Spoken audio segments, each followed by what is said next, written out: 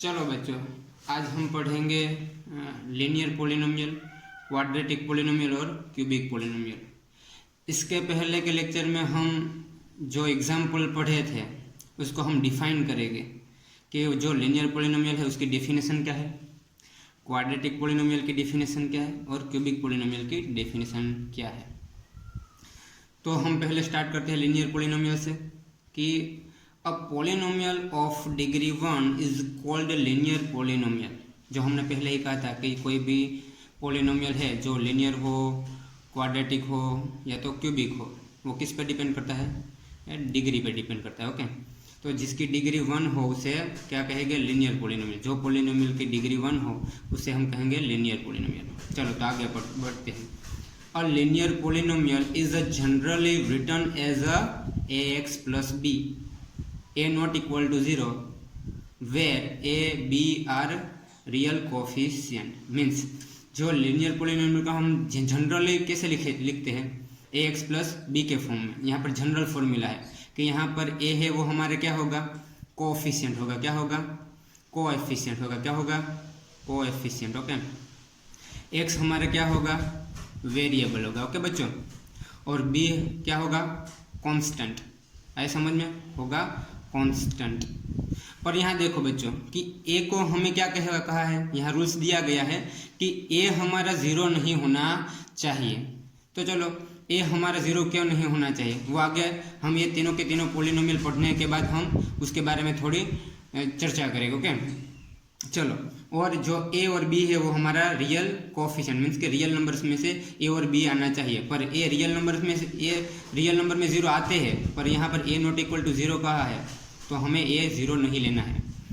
Quadratic polynomial, a polynomial of degree 2 is called a quadratic polynomial. कि जिसकी degree 2 है, हमने पहले एग्जाम्पल में पढ़ा था, जिसे पहले हमने एग्जाम्पल में पढ़ा था कि जिसकी डिग्री 2 हो तो वो होगा क्वाड्रेटिक पोलिनोमियल, जो डिपेंड होता है उसकी एक्सपोनेंट या हम कहते हैं डिग्री पे। Okay, a quadratic polynomial is generally written as ax² plus bx plus c।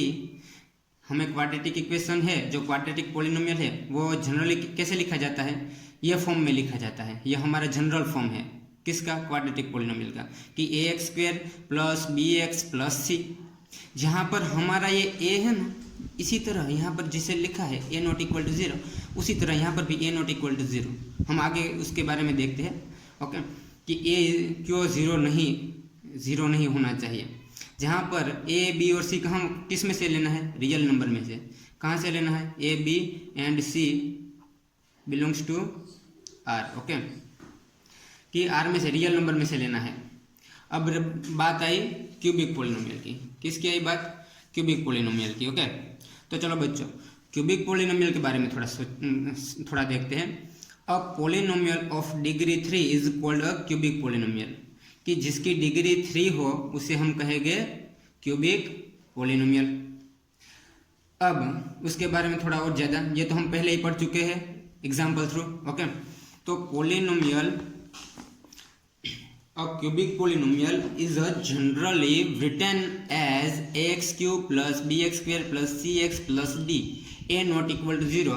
और यहाँ पर भी जो कोफिशिएंट दिए गए हैं, a है, b है और c। ओके, और कांस्टेंट, जो कांस्टेंट नंबर d है वो भी हमारा रियल कोफिशिएंट है।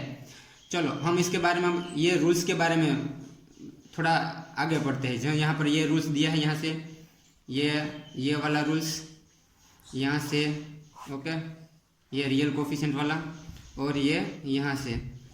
ओके, हम थोड़ा देख लेते हैं कि a क्यों 0 नहीं होना चाहिए। चलो तो हम यहाँ पर लीनियर पोलिनोमियल लिखते हैं।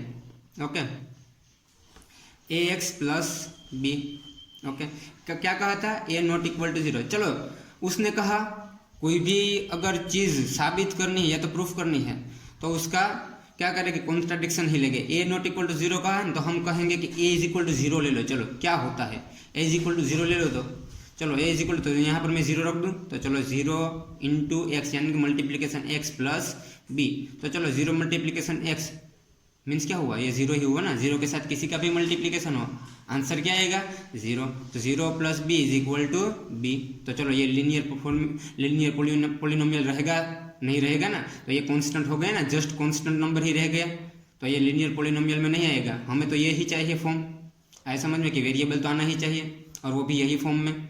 चलो तो हम यहाँ पता चल गया ना कि ए क्यों नहीं 0 होना चाहिए। अगर ए 0 को कर दे, ए को 0 कह देंगे तो हमारा बी ही रह जाएगा, और ये पूरे के पूरे फॉर्म में, पूरे के पूरे पोलिनोमियल में बी को हम लीनियर पोलिनोमियल तो कह नहीं सकते। चलो उसी तरह अब तो आप क्वाड्रेटिक भी सीख गए हैं, देखो इजी है ना। चलो तो क्वाड्रेटिक पोलिनोमियल ओके, उसका फॉर्मूला, जनरल फॉर्मूला क्या था, ax² + bx + c। क्यों? क्योंकि ये क्वाड्रेटिक पोलिनोमियल डिग्री 2 होनी चाहिए थी ना। पर यहाँ पर भी कहा था ना कि a ≠ 0, यहाँ पर देखो a ≠ 0। चलो तो यहाँ पर 0 रख के देखो, तो 0 मल्टीप्लिकेशन x² + bx + c। चलो तो यहाँ पर 0 हो जाएगा, तो bx + c।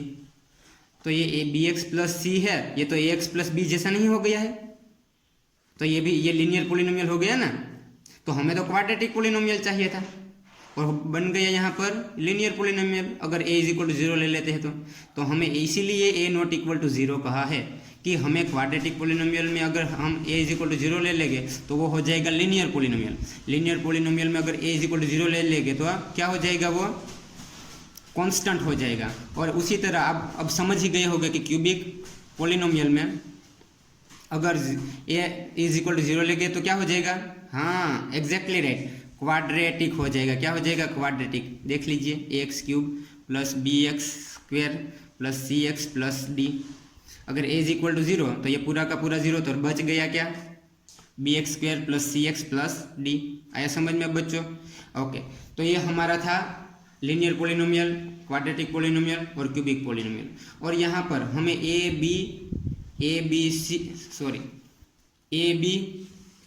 बी सी और यहाँ पर जैसे कि ए बी सी और डी कहाँ से लेने हैं, रियल कोफिशिएंट है। रियल कोफिशिएंट मीन्स कि रियल नंबर्स में से लिए गए हैं। हमारे जैसे नेचुरल नंबर होता है, होल नंबर होता है, उसी तरह इंटीजर्स होते हैं ओके, वैसे ही रियल नंबर से जो उसमें से हमें ये ए बी सी और डी लेना है। आया समझ में बच्चों? तो ये हमने सीख लिया है linear polynomial, quadratic polynomial, cubic polynomial. उसके बारे में आगे अब एक्स कैसे ढूंढेंगे और वेरिएबल को कैसे फाइंड करेंगे वो हम आगे समझेंगे आगे के लेक्चर में। Thank you so much.